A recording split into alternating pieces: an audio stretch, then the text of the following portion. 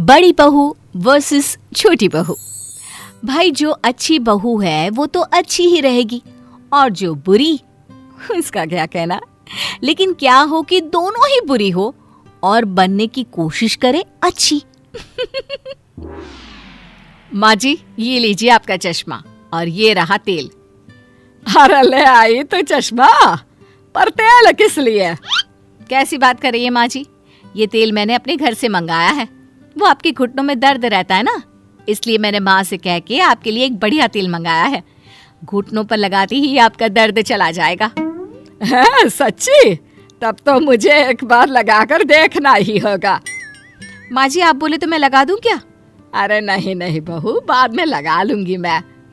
माँ जी अब मैं आ ही गई हूँ तो लाइए ना, मैं मालिश कर देती हूँ, आपको आराम मिलेगा।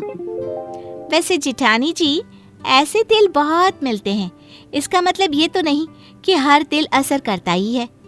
माँ जी आप ये छोड़िए और आप इन दवाइयों को खाइए। सोना बहू ये किस चीज की दवाई है? माँ जी ये विटामिन की दवाई है, ये दर्द कम करने में मदद करेगा। तुम दोनों ऐसा करो, इनको यहीं रख दो और अंदर जाकर काम करो। सोना और मोना अंदर चली जाती है। शाम को बहू जल्दी से खाना परोस दे, बहुत भूख लगी है। हाँ माँ जी क्यों नहीं, आज का खाना सब आपकी पसंद का बना है। वाह भाभी, आज क्या मम्मी का बर्थडे है जो आपने सारा खाना मम्मी की पसंद का बनाया है? वैसे लग रहा है कि आप दोनों में कोई कंपटीशन चल रहा है।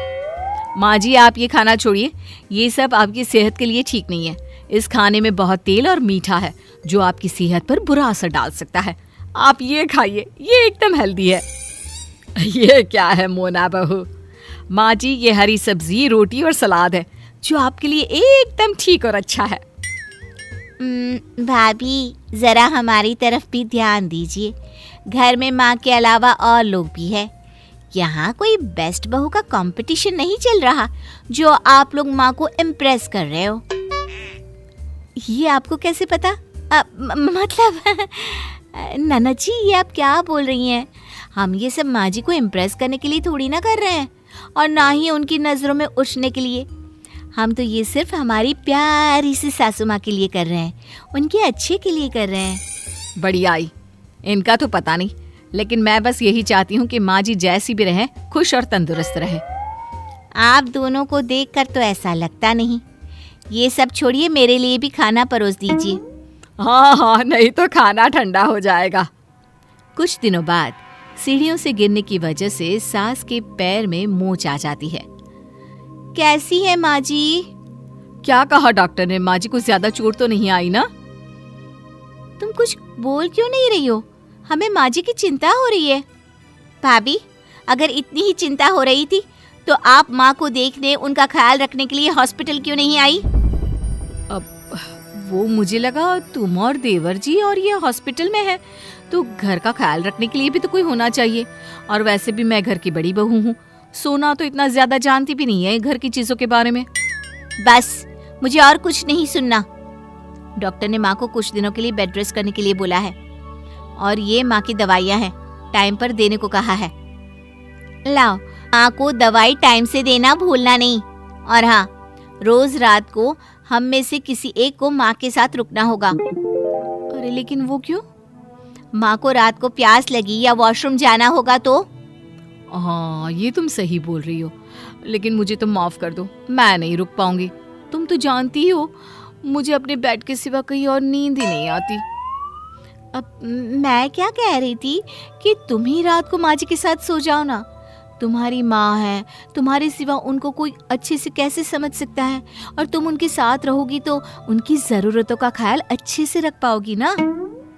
वो तो मैं रुक ही जाती, लेकिन बस मैंने पूछा क्योंकि सारा दिन मैं ही तो थी, सोचा रात को आराम कर लूं। पर कोई बात नहीं, ठीक है मैं माँ के साथ रुकूंगी। अच्छा हुआ मैंने इसे रुकने के लिए बोल दिया। रात को कौन अपनी नींद बर्बाद करे। घर पर 2-4 मिनट के लिए शो ऑफ तो फिर भी कर लेती हूँ, लेकिन रात भर अस्पताल में ना जी ना। सही कहा, ऊपर से सुबह भी इतनी जल्दी उठना पड़ता है। चलो अब सो जाते हैं, अपनी माँ का ख्याल खुद को ही तो रखना होता है। कुछ दिनों बाद जब सास पूरी तरह से ठीक हो जाती है। अच्छा हुआ माँ जी, अब जल्दी ठीक हो गई। आप नहीं जानती मैं कितनी परेशान थी। सारा सारा दिन भगवान के सामने जाप करती रहती थी आपके लिए। परेशान क्यों? तुम तो मुझे एक बार ठीक से देखना तो दूर, पूछने के लिए तक नहीं आई। परेशान कैसे हुई? आप ये क्या बोल रही हैं? आप नहीं जानती मुझे आपकी कितनी चिंता हो रही थी। माँ जी, आप सही कह रही हैं।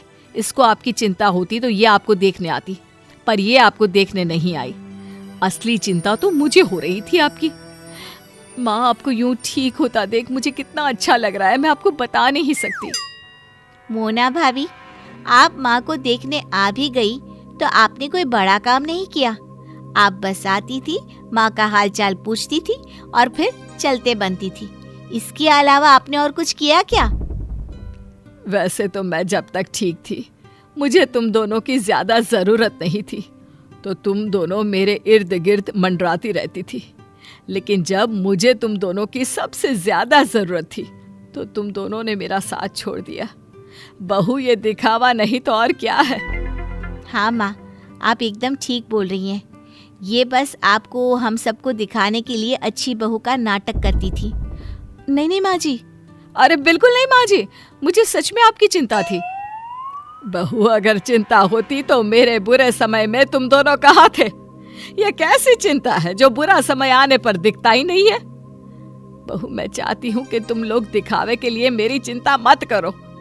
करनी है तो सच्ची में करो, इससे मुझे भी अच्छा लगेगा और तुम लोगों को भी। सोना और मोना को अपने किए पर पछतावा होता है और वो अपनी सास से माफी मांगती हैं।